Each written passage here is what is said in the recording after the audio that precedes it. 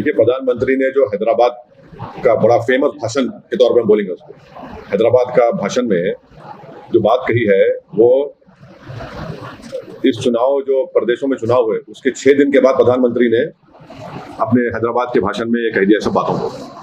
अब सवाल ये पैदा होता है कि आप प्रधानमंत्री देश को बता रहे हैं कि चुनाव चल रहा था तो मैं आपसे वोट मांग रहा था, और वोट मांगते वक्त मैं आपको नहीं कह सका कि चुनाव के बाद हम पेट्रोल, डीजल और एविएशन फ्यूल पर उसकी कीमत बढ़ाने वाले हैं। तो प्रधानमंत्री ने अब ये कह रहे हैं कि ये देशभक्ति की बात कर रहे हैं कि देशभक्त वो है जो इन सब चीज़ों को बर्दाश्त करे। तो मैं उसको ये कहता हूं कि ये भारत की जनता के लिए एक इनवॉइस आने वाला है, और वो इनवॉइस ये रहेगा कि पेट्रोल, डीजल और एविएशन फ्यूल पे बढ़त होगी, बहुत उसकी कीमत बढ़ेगी। मेरा सवाल बीजेपी से ये है कि जब चुनाव चल रहे थे तो आपको ये सब नहीं दिख रहा था, और फिर पेट्रोलियम मिनिस्टर ने खुद पब्लिकली ये कह दिया कि नुकसान हो रहे हैं। तो भैया, चुनाव तो जब चल रहा था आप नहीं बोले। दूसरी बात यह है कि प्रधानमंत्री के हैदराबाद के भाषण के बाद 5.5 ट्रिलियन इंडियन मार्केट से वाइप आउट हो गया, और सबसे ज्यादा इसकी तकलीफ हुई है SBI को, टाइटन को, ABB इंडिया, इंडिगो को। क्यों? क्योंकि अब आप देखेंगे आने वाले दिनों में ये ऑयल पर कीमतें बढ़ेंगी। दूसरा ये है कि जब आप इतना बर्दाश्त किए, आप क्यों नहीं बर्दाश्त करते? अब तो वेस्ट एशिया में जंग तो खत्म होने वाली है, बिल्कुल सीज के करीब हो चुकी है। आप प्रधानमंत्री को क्यों ख्याल आ रहा है ये? तीसरी बात यह है कि अगर पेट्रोल, डीजल पर कीमतें बढ़ेगी तो इससे गरीब, खासतौर से गरीब आदमी पर बहुत बड़ा बोझ पड़ने वाला है। ट्रांसपोर्टेशन कॉस्ट बढ़ जाएंगे और इससे इन्फ्लेशन बढ़ेगा। तीसरी बात यह है कि अभी जब ये बात कर रहे हैं प्रधानमंत्री हमारे रिजर्व्स के बारे में, अब आप देख लीजिए कि हमारे जो फॉरेन इन्वेस्टर्स हैं, हमारे विश्वगुरु हम बोलते हैं अपने आप, फॉरेन इन्वेस्टर्स ने मार्च 2026 में 1 लाख करोड़ यानी $11 बिलियन को इंडियन मार्केट से लेकर चले गए।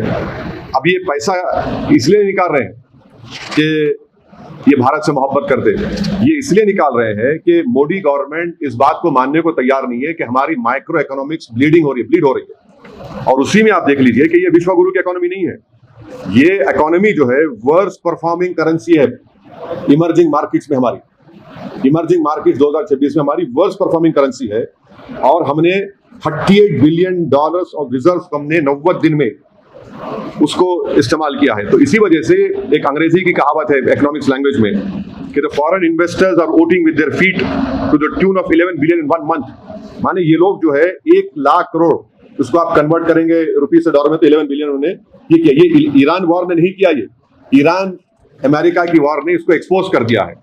अब इसका एक और वजह यह है क्योंकि हमने ट्रम्प को ये कह दिया है कि हम $500 बिलियन का जो भी है उनसे सामान खरीदेंगे। अब हो क्या रहा है कि आज 90 कितना हो गया, 95 रुपीस के करीब, 95 के ऊपर हो गया है। तो अब जब हमने ट्रेड डील साइन किया यूएस से, हमारे यूएस से एक्सपोर्ट्स है 2025 में 39 बिलियन।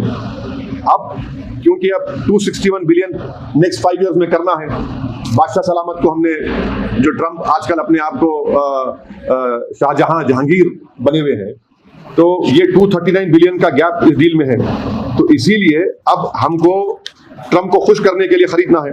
तो मोदी गवर्नमेंट की परेशानी हो गई है कि जितना डॉलर हम परचेस करेंगे, इंडियन रिजर्व हमारे उसमें कम होंगे। एनर्जी क्रंच है, तो एनर्जी क्रंच ओवरकम के लिए ट्रम्प बोल रहा है कि मुझसे खरीदो आप, क्योंकि आपने ये ट्रेड एग्रीमेंट कर लिया है। तो ये बोलना चाह रहा हूं आपको कि प्रधानमंत्री कह रहे हैं कि सोना मत खरीदो, बाहर मत जाइए, एडिबल ऑयल कम करिए, फॉरेन गुड्स कम करिए। क्यों कह रहे हैं सब? ताकि उनके पास डॉलर बचे, ताकि वो ट्रम्प को ह्यूस्टन में दे सके। ये असल मकसद है। तो ये देशभक्ति है नहीं है, ये आप देख लीजिए।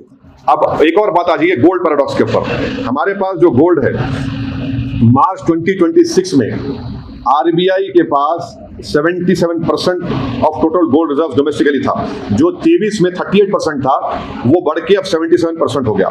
अगर गोल्ड खरीदना इतना डेंजरस है, जो हैदराबाद के भाषण में प्रधानमंत्री ने कहा, हम अपने बेटियों के लिए, अपनी महिलाओं के लिए ये खरीदते हैं, तो RBI इतना गोल्ड क्यों खरीद रहा है भाई? फिर RBI आज की तारीख में गोल्ड खरीद रहा है, इसमें कोई आप डिनाई नहीं कर सकते। और उल्टा कर रहा है RBI, जो प्राइम मिनिस्टर ने कहा है।